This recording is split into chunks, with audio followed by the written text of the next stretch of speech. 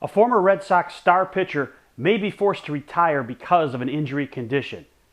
So what are your memories, both good and bad, of Josh Beckett and his time in Boston? So there's been a lot of rumors going around the last few days in the Los Angeles area.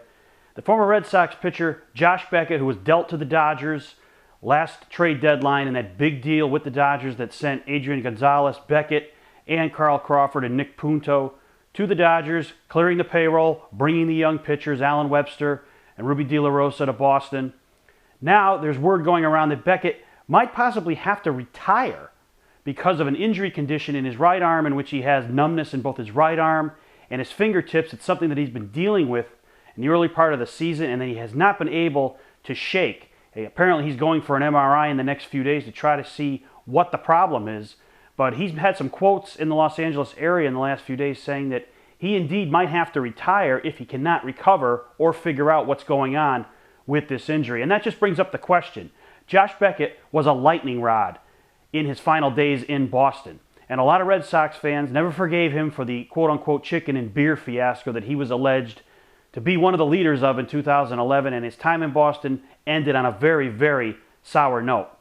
But I choose to look back at the good times with Josh Beckett, who was brought here and won a World Series in 2007 along with Mike Lowell. He was that final missing ace piece the Red Sox needed to help replace Pedro Martinez and be that new staff ace and staff leader.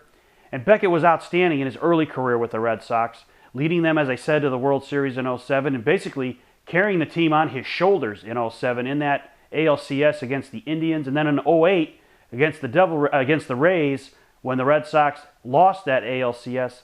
If Beckett hadn't been injured in that series, it's likely the Red Sox would have been in the World Series in 2008 as well. So when you think about Josh Beckett, it's very much a mixed bag in Boston. But again, I was a big proponent when he was brought to Boston because I knew what he did against the Yankees in 2003 in the World Series. And the Red Sox, they needed a pitcher that could go out there and that wasn't afraid of the Yankees and that wasn't afraid of the big teams. And Beckett was that guy, and he played that role very well for the Red Sox for several years. Unfortunately, things started to go downhill.